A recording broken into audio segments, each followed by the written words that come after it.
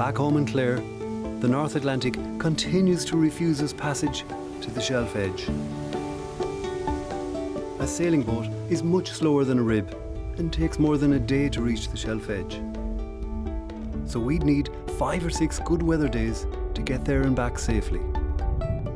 And that hasn't happened these past 2 summers.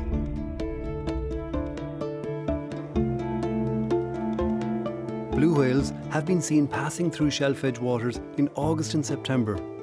And now, in September of my 2nd year, I'm getting desperate. In my experience, no one can predict sea conditions like surfers. So I seek the help of friends who spent a lot of years around big waves and seas off Clare. Their knowledge and seamanship might just get us out to the shelf edge. With just a calm day here and there, we decide our only viable option is to make a break all the way to the shelf edge in our rib and to get out and back in a day.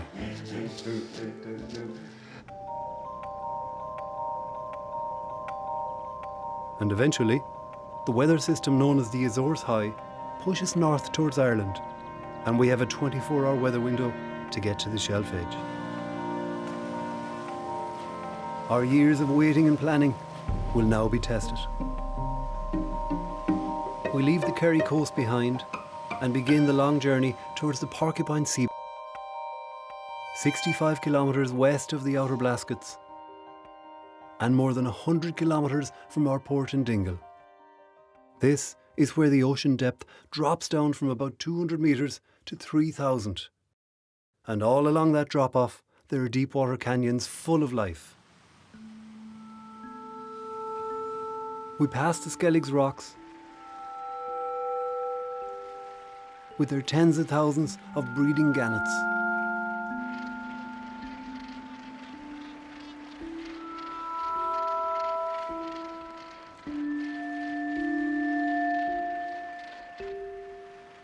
Christian monks lived here from the 6th century, and while life must have been so tough,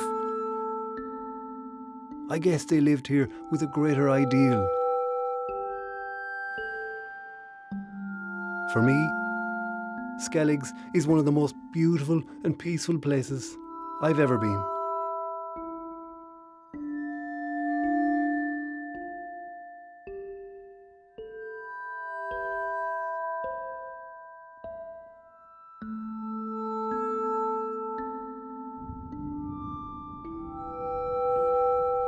Around Skelligs, I meet some fascinating creatures.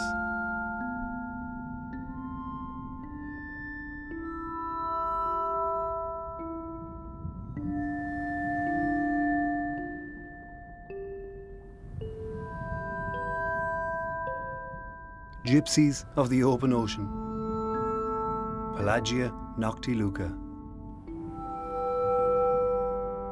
They pack a fair sting, but I find them graceful and beautiful creatures.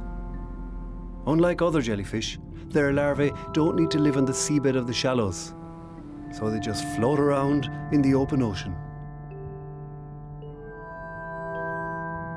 And then, the much larger lion's mane, a predator of the noctiluca.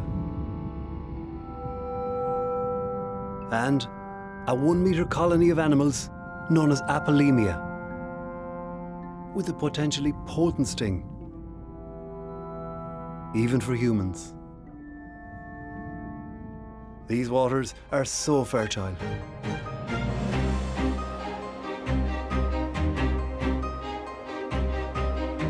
We carry on, and after 3 hours driving, we reach the first deep-water canyons of the shelf edge.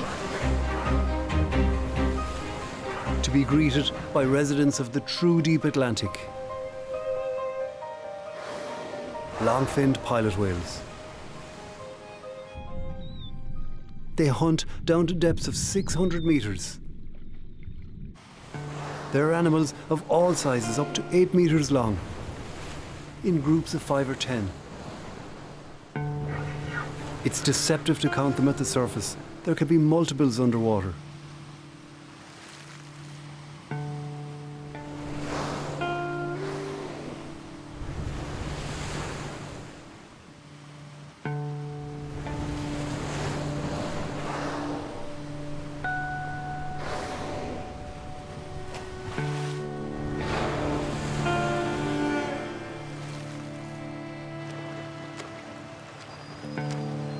My first time in the water of Ireland's true deep Atlantic, and I see these amazing whales.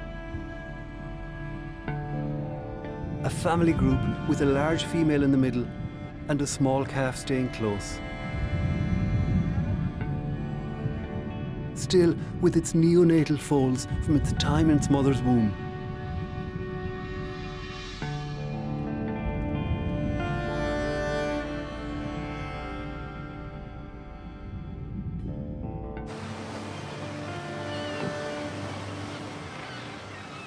I'm surprised to meet gulls and gannets so far offshore. But they're here to forage. Rich mackerel. But there's competition.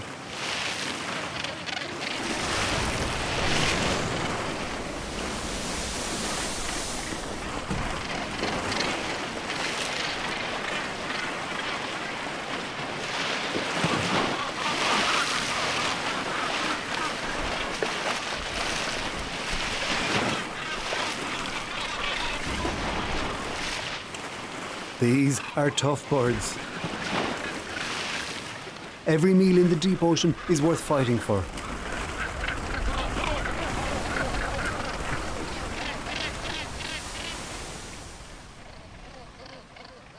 But the weather is changing. I have a constant anxiety about being this far offshore in a rib. We turn for home, and with bigger seas, our journey takes much longer. 4.5 hours as it transpires. But we return with spirits lifted. We've navigated our rib over 100 kilometres offshore and back. And after all our setbacks, now I really believe this is possible. The high-pressure weather system moves north, and the forecast for the next week will allow us to make more trips to the shelf edge, this time from west of Mayo. At 65 kilometres, the Rockall Trough is the closest part of the shelf edge to land in Ireland. And this is why the whalers operated from here. 2.5 hours from land, and we're back in clear blue water. And welcomed by a distant blow. A fin whale. After blues, fins are the second largest animal ever to have lived, growing up to 24 metres long. Amazingly, we know even less about fin whales than blues, such as where or even when they migrate to breed.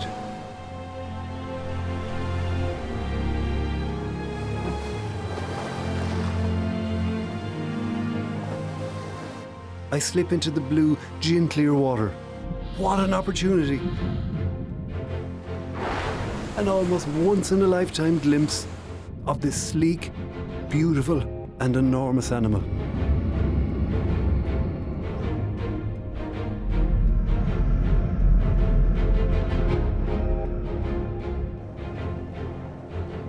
From the rib, we track alongside to get some photographs for identification.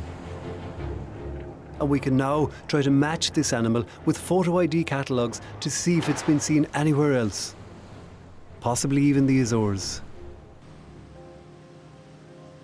We carry on across the shelf edge over the deep water canyons, where we meet some familiar friends.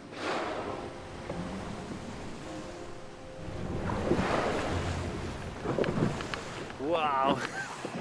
This is the open Atlantic. We're about more than 40 miles west of Mayo. We left the Mullet Peninsula this morning, about 64 kilometres, and we're here in about 2,000 metres of water. And we were literally here 5 minutes. We started to eat something after the journey, and we saw a fin whale first. A big blow up into the air. Tracked it for a little while, but you know, fin whales generally don't want to have much to do with us. Then we had another whale, we weren't sure. Could have been a sperm whale, we're not quite sure. And then we've had this pod of pilot whales here for about the last 45-50 minutes. Just beautiful animals, very chilled out. One small calf, you can see the white pigmentation on its body. Some big bulls, about 8 metres, the same size of our boat. But the water is crystal clear, just blue, beautiful, beautiful. You can see the details, and as the animals just gently swim past to try to get in their path and not disturb them, you can see the eye moving around. Just absolutely beautiful creatures. They're a little bit wary of us, as they're right to be, because we're humans. And of course, the reason that the whaling stations were in the Mullet Peninsula and the Inishkea Islands 100 years ago is because this is the closest part of the edge of the continental shelf to Ireland, and that's why these animals are here. So I've no doubt they've good reason to be wary of humans, though I suspect they probably haven't seen too many in the water before.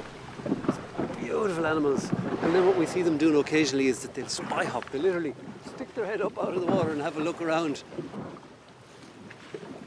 I keep saying it, I just can't believe it's Ireland. It's just tropical in that water there, 40 miles west of Mayo.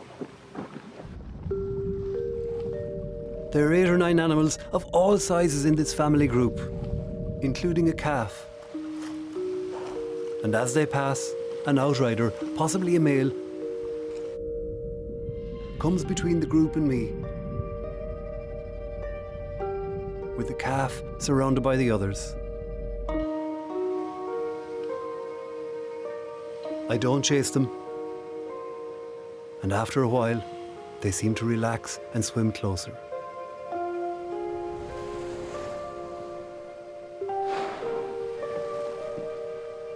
These are curious animals. Pilot whales live in matrilineal groups. That is, both male and female calves remain with their mother for all of their lives, something extremely rare in mammals. It may explain the origin of their name, as they tend to follow a group leader, which is also likely why they sometimes strand and die in mass groups on our shores.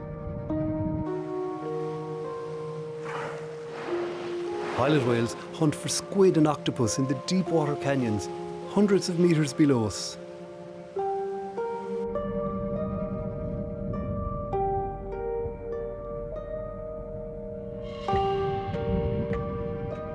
After circling me a few times, the pilot whales begin to drift away, seeming to hang in the water.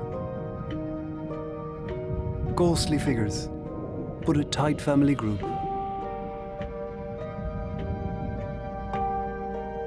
And then they're gone to the depths. The upwelling of plankton in these waters brings many forms of life that I've never seen in the shallows.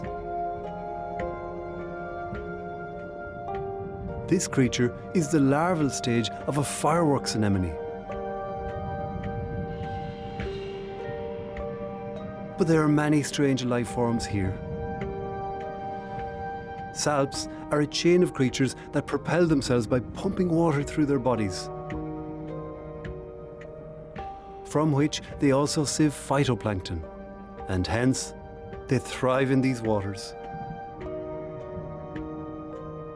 For the first time, I encountered the Portuguese man o' war jellyfish in Irish waters. This animal's vibrant colours are one of nature's great contradictions, because it is also one of the most toxic creatures in the ocean.